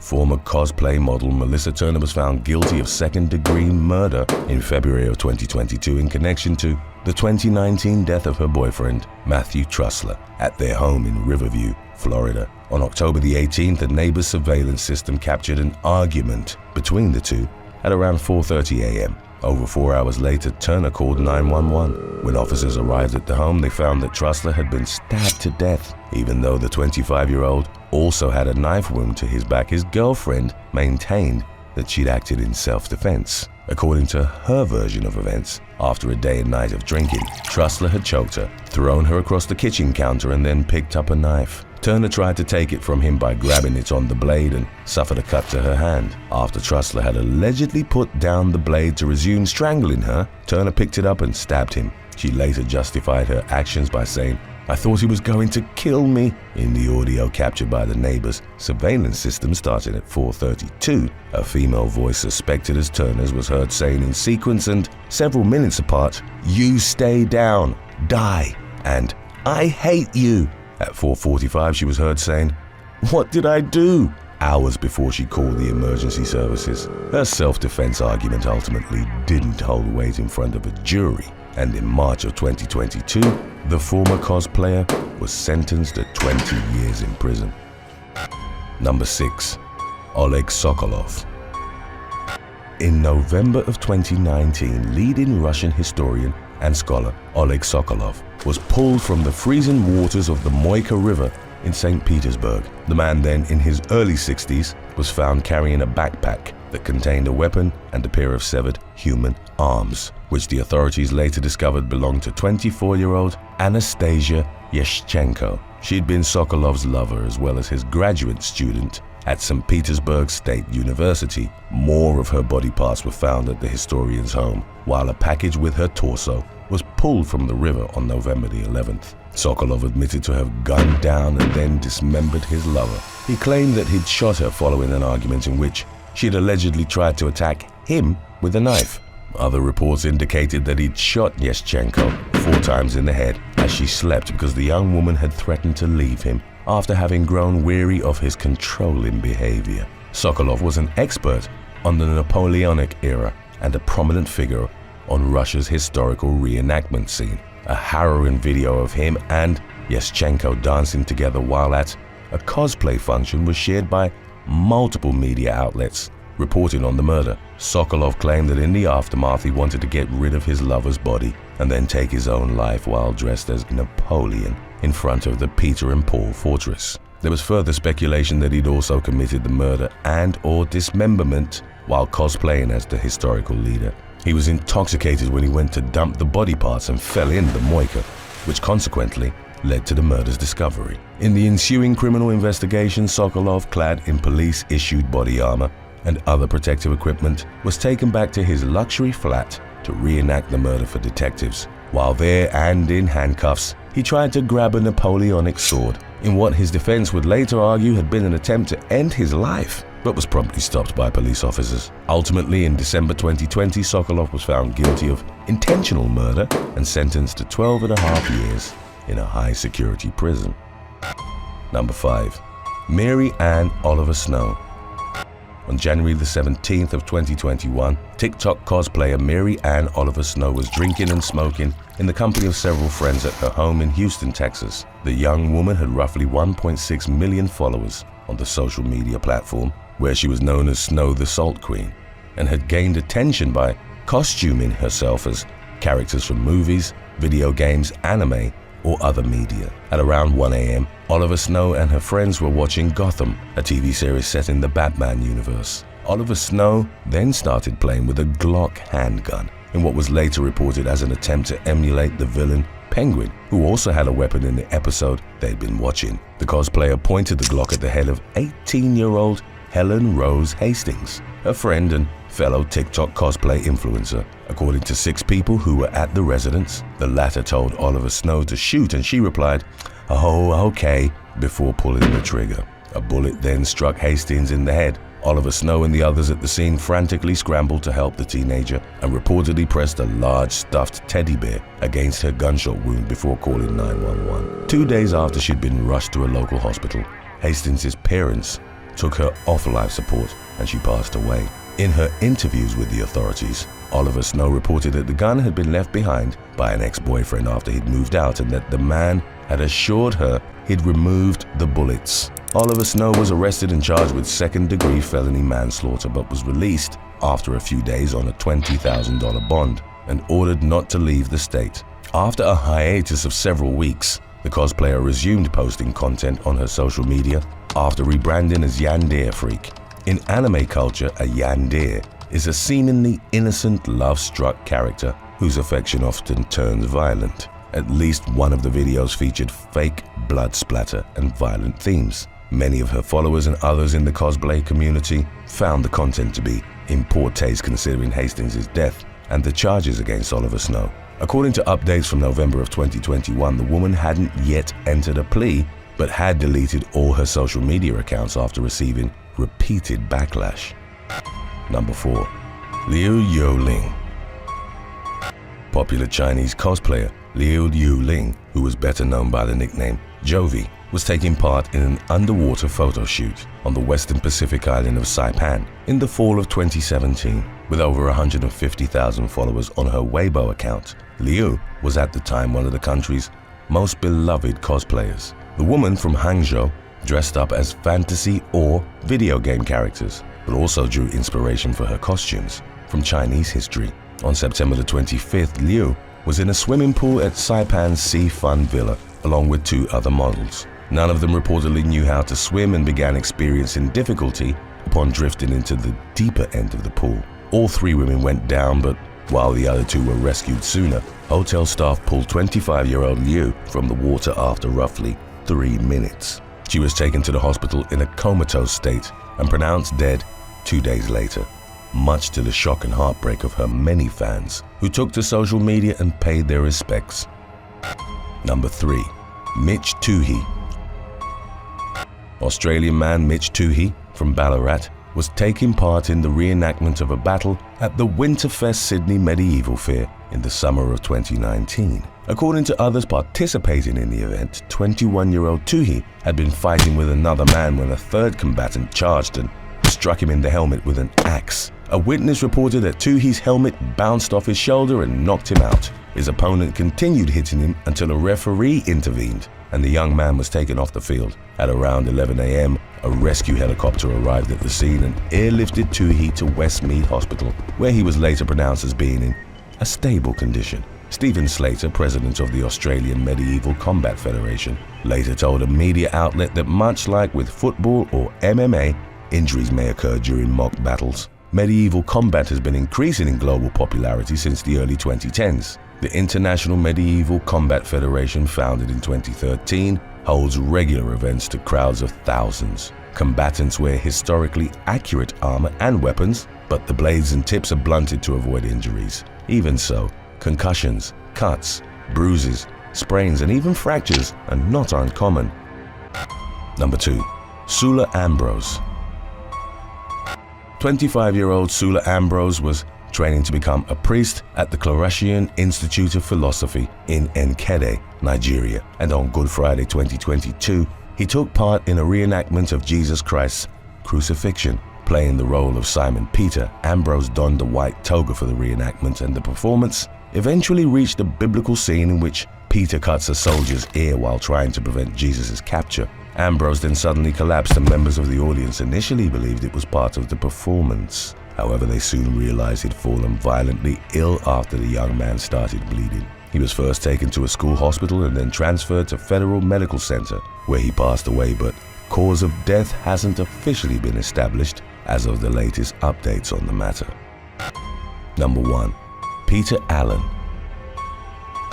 In 2007, Englishman Peter Allen was taking part in the reenactment of a medieval joust for the TV show Time Team on Channel 4. Allen, a former teacher, had traveled the country performing historical reenactments at schools and in shows, but neither he nor his unnamed opponent had any experience jousting. Nevertheless, the two mounted knights charged towards each other at Rockingham Castle in Northamptonshire. Their 7-foot lances were fitted with balsa wood tips designed to easily shatter upon making contact with their shields or armors. As the opposing jouster's lance impacted Allen's helmet, a splinter broke off and pierced his eye, coming to a rest 5 inches inside his head. The 54-year-old was airlifted to a hospital where he died a week later from cardiorespiratory failure and a severe brain injury.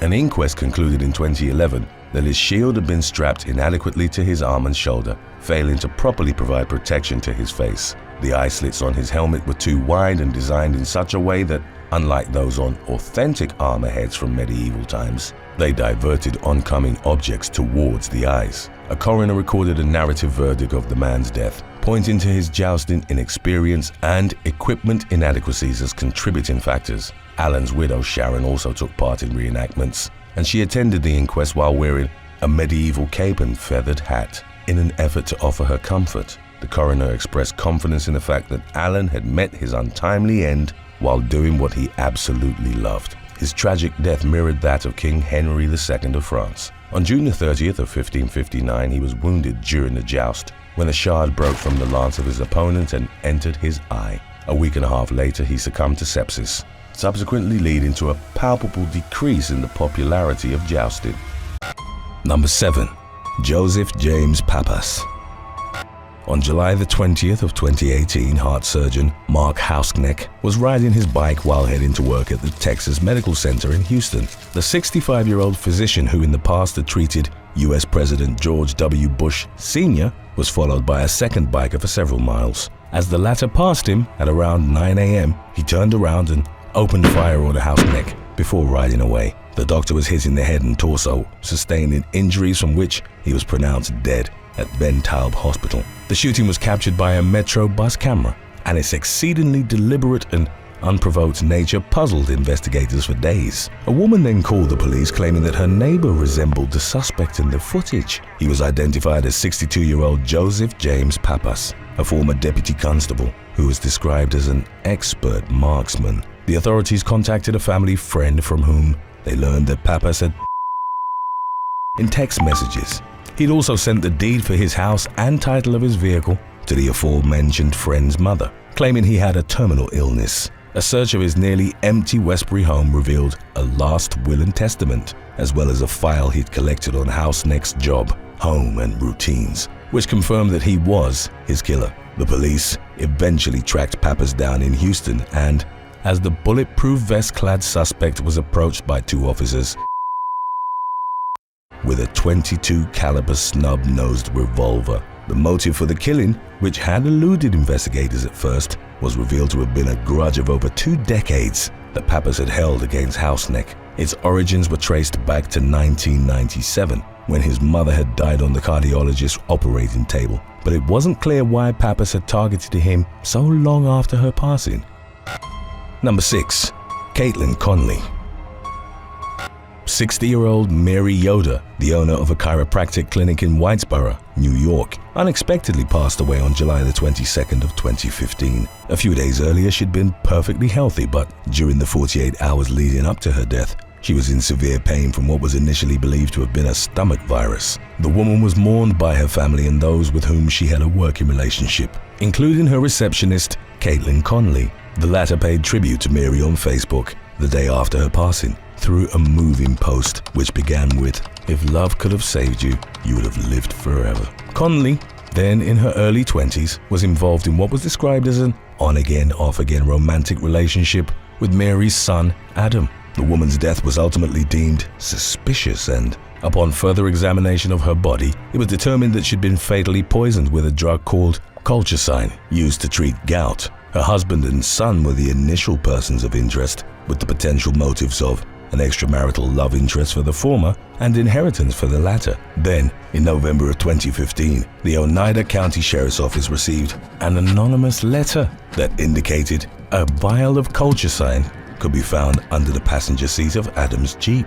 He allowed law enforcement to search his vehicle and was bewildered when the container turned up as the letter had stated. His alibi, however, was solid, as he'd been visiting family in Long Island during the time frame of his mother's poisoning. Attention ultimately turned to Conley when investigators learned that her sporadic relationship with Adam had been fraught and tensed. A theory began to take shape that Conley held a grudge against him and that she'd poisoned Mary to hurt someone he loved. It was suspected she'd spiked a protein shake her boss drank daily. The young woman admitted to having written the letter during her interviews with detectives and claimed she feared Adam. However, the purchase of the colchicine was traced to Conley. Her online activity indicated she'd researched the most lethal poisons, and her DNA was found on the vial taken from Adam's Jeep. She maintained her innocence but was eventually found guilty of first-degree manslaughter and sentenced to 23 years in prison. Number 5. Walter Moody. On May the 7th of 1972, Hazel Moody opened a package she'd found in the kitchen of her Georgia home, and it immediately exploded in front of her. The woman survived the blast but was left with extensive injuries to her hand, thigh, shoulder, and eye, which had been struck by scrap metal. The package she'd opened contained a pipe bomb that her husband, Walter, then in his late 30s, had allegedly intended to send to an auto dealer who'd repossessed his car. Moody was found not guilty of making the bomb, but guilty of possessing it and sentenced to 5 years in Atlanta State Penitentiary. Moody's hatred of the justice system steadily began to build during his incarceration and after his release. He'd gone to law school but couldn't practice due to his criminal conviction, which the Court of Appeals for the 11th Circuit refused to overturn. The grudge he harbored was translated into murderous action in December of 1989 when Moody sent out 4 mail bombs. One package arrived at the home of federal judge Robert Vance in Mountain Brook, Alabama. He proceeded to open it on December the 16th and was killed instantly in the blast, while his wife was severely injured. 2 days later, black civil rights attorney Robert Robinson died in a similar explosion at his office in Savannah, Georgia. 2 other packages were intercepted and defused. One sent to 11th Circuit Court's headquarters in Atlanta and another to the office of Willie Dennis, president of the NAACP branch in Jacksonville, Florida. An extensive investigation identified Moody as a culprit, and he was arrested with his second wife, Susan. She agreed to testify against him in exchange for immunity. Investigators determined that only the 11th Circuit Court and Vance had been targets valued by Moody. The other 2 packages Moody had sent were meant to distract and make it seem like the bombings had been racially motivated. He was sentenced to death, and the punishment was carried out via lethal injection in April of 2018 when Moody was 83 years old. Number 4. Alexander Palmer. On August the 5th of 2017, pensioner Peter Wrighton was walking his 2 dogs in woodland known as the Heath near East Harlem, England. During the day out, a knifeman approached 83-year-old Wrighton from behind and began stabbing him relentlessly. Passers-by stumbled upon the man's lifeless body hidden under brambles and alerted the authorities. The police found that his head had nearly been severed from his body and discovered further injuries inflicted with such brutality that they'd initially believed Wrighton had been mauled by a wild animal. A murder investigation was eventually launched, but the authorities struggled to identify a suspect in what appeared to have been a random killing. A psychologist then pointed them in the direction of ex-Army Commando Alexander Palmer, aged 24. The medical specialist had treated him at RAF Maen, where Palmer had told staff he heard a voice in his head called Little Alex, with a particular hatred towards dog walkers. The voice reportedly urged Palmer to stab and kill them. The police tracked his personalized license plate L666AHP to the area of the attack. During the ensuing police interviews, Palmer was asked about the number, a reputed mark of Satan, and joked that he was a little devil. He admitted being in the area but denied killing Wrighton. During his case's legal proceedings, the prosecution argued that him being in the Woodlands vicinity was no coincidence and said that little Alex appears to have some ill feeling or a grudge towards dog walkers. During his talks with mental health staff, Palmer had claimed that when he eventually hurt someone, that his victim would likely be chosen at random. It only took a jury 44 minutes to find Palmer guilty at Nottingham Crown Court, and he was sentenced to life with a minimum of 28 years served. Number 3. David Hall. On Father's Day 2018, a man was gunned down in Brooklyn following a months-long dispute over a parking space. 46-year-old David Hall had been nursing a grudge against William Fernandez, aged 33, since the younger man had taken what he'd claimed as his spot back in January. It was a public parking space on Forest Street in Bushwick, where Hall lived with his wife and 2 children. The 2 men had a heated verbal exchange and nearly came to blows. Hall's animosity towards Fernandez increased in the months that followed when he found that his vehicle's tires had been slashed, and he came to suspect that the latter had been responsible. Roughly 6 months after their initial clash, Hall confronted Fernandez while armed with a handgun. After chasing him around the neighborhood, he fired at him 7 times, and a bullet struck the man in the back. He suffered critical damage to his heart and lung, from which he died at Wyckoff Hospital, just hours away from spending Father's Day with his 4 children. Hall remained on the run for roughly 3 weeks but ultimately surrendered to the police at the 83rd Precinct. He was subsequently convicted of second-degree murder and sentenced to 20 years to life in prison.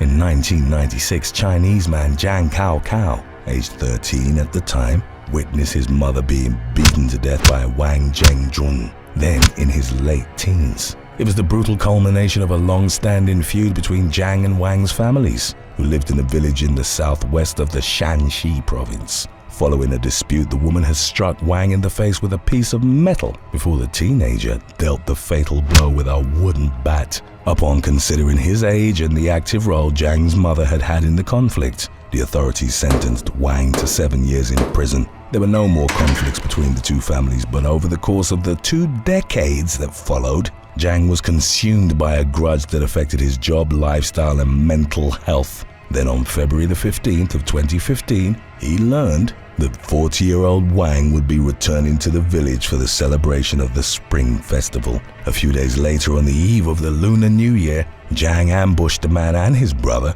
46-year-old Xiao Jun. He knifed them both to death shortly after they'd come back from paying tribute to their ancestors. Jiang then went to the home of their father, Zi Xing, aged 70, and fatally stabbed him as well, before setting their family car ablaze. 2 days later, Jiang turned himself into the police and was subsequently given the death penalty. In July of 2019, the Supreme People's Court in Shanxi announced that he'd been executed. Jiang's capital punishment received mixed reactions on the Weibo social media platform, where some praised him for being a real man and avenging his mother, while others condemned the triple murder and saw the punishment as befitting. Thanks for watching.